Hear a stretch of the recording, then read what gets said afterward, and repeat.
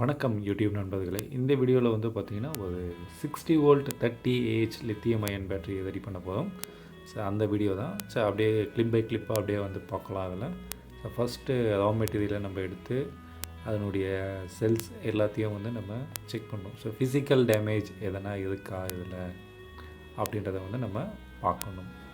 அடுத்து testing devices, இது ஒன்று ஒன்றா நம்ம வந்து டெஸ்ட் பண்ணணும். ஒவ்வொரு செல்ஸில் எவ்வளோ கெப்பாசிட்டி இருக்குது, எவ்வளோ எம்ஏஹெச் இருக்குது, அது இன்டர்னல் ரெசிஸ்டன்ஸ் எவ்வளோ இருக்குது, அந்த மாதிரி விஷயங்கள் வந்து எல்லாத்தையும் வந்து நம்ம செக் பண்ணணும். அப்போ தான் உங்களுக்கு வந்து பேட்ரி வந்து அந்த ஃபெயிலியர் ரேட்டிங்கிறது வந்து கம்மியாக இருக்கும். ஸோ இண்டிவிஜுவல் செல்லில் தனி செல்லையும் நம்ம செக் பண்ணணும். செக் மீன்ஸ் டெஸ்ட் பண்ணணும். இது ஒவ்வொரு செல்லும் நம்ம டெஸ்ட் பண்ணுறதுக்கு மினிமம் பார்த்திங்கன்னா ஒரு 4 to 5 hours ஆகும். ஏன்னா 1C நம்ம டிஸ்சார்ஜ் பண்ணும்போது அது 1 hour டிஸ்சார்ஜ் ஆகும். 0.5C டிஸ்சார்ஜ் பண்ணும்போது 2 hours எடுத்துக்கும்.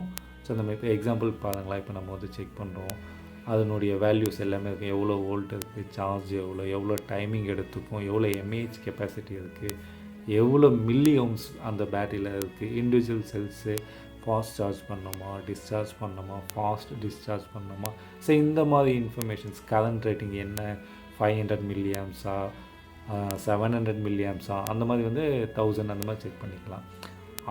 அது முடித்த பிறகு இதில் வந்து வோல்டேஜ் செக் பண்ணுறோம். அக்யூரசி எவ்வளோ இருக்குது, அதில் மிஸ் ஆன அக்யூரசியை வந்து இதில் வந்து உங்களுக்கு வந்து எவ்வளோ மிஸ்மேட்ச் இருக்குது அப்படின்றது வந்து நமக்கு வந்து காட்டி கொடுக்கும். அதுக்கு அடுத்து வந்து பார்த்திங்கன்னா பேலன்சிங் வந்து, ஸோ அந்த ஒரு சின்ன ஸ்மால் பேலன்சிங், அந்த சின்ன எதாவது இருக்கும் இல்லைங்களா அந்த டெஸ்டிங் மிஷினில், அந்த எதாவது கிளியர் பண்ணுறதுக்கு தான் இந்த பேலன்சிங். இதில் வந்து பேலன்ஸ் பண்ணும்போது ஒவ்வொன்று இந்த மாதிரி ஒவ்வொரு செல்ஸையும் வந்து குரூப்பாக நம்ம வந்து பேலன்ஸ் பண்ணணும்.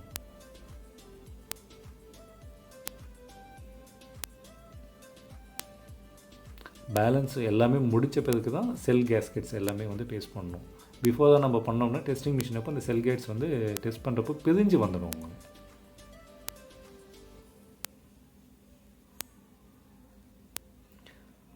அடுத்து செல் ஹோல்டர்ஸு, இந்த செல் ஹோல்டர்ஸில் செல்லை வந்து ப்ளேஸ் பண்ணுறோம், சீரீஸ் அண்ட் பேரலல். ஸோ இது கொஞ்சம் ஒரு டிஃப்ரெண்ட்டான ஸ்ட்ரக்சர். இந்த ஸ்ட்ரக்சர் பார்த்திங்கன்னா ப்ரீவியஸாக ஒரு லித்தியம் பாஸ்பேட் பேட்டரி இருந்தது, 60 வோல்ட்டு 30Ah. அந்த சைஸுக்கு தான் வந்து இதை வந்து நம்ம ரெடி பண்ண போகிறோம். ஓகேங்களா, அந்த சைஸுக்கு ரெடி பண்ணும்போது ஸோ அதனுடைய ஸ்ட்ரக்சர், அந்த சீரியஸ் அண்ட் பேரலல் குரூப் ஸ்ட்ரக்சரை வந்து இதில் வந்து நம்ம சேஞ்ச் பண்ணணும். அப்போ தான் வந்து பார்த்திங்கன்னா அந்த லித்தியம் பாஸ்பேட்டு பேட்டரிக்கு உண்டான சைஸையே இதில் வந்து செய்யணும். ஏன்னா வந்து பார்த்திங்கன்னா ஆல்ரெடி இருக்க வண்டியில் அந்த பேட்டரி வந்து கெப்பாசிட்டி இழந்துடுச்சு, அதனுடைய லைஃப் சைக்கிள்ஸ் முடிஞ்சிடுச்சு. அதனால அந்த பேட்டரியே வந்து அந்த கேபின்லேயே வந்து பார்த்திங்கன்னா இதை தான் நம்ம ஏதோ ப்ளேஸ் பண்ணுறோம்.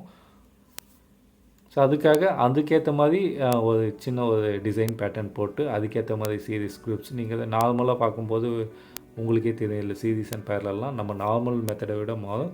அடுத்து ஸ்பாட் வெல்டிங் வந்து நம்ம ஸ்பாட் வெல்டிங் பண்ணணும். இந்த ஸ்பாட் வெல்டிங் பண்ணும்போது ரொம்ப கேர்ஃபுல்லாக இருக்கணும். முக்கியமாக ஐ ப்ரொடெக்ஷன் ரொம்ப முக்கியம் இதில் வந்துங்க. ஓகேங்களா, இல்லை ஷாக் அடிக்குமா கேட்டால் ஷாக்லாம் அடிக்காதுங்க.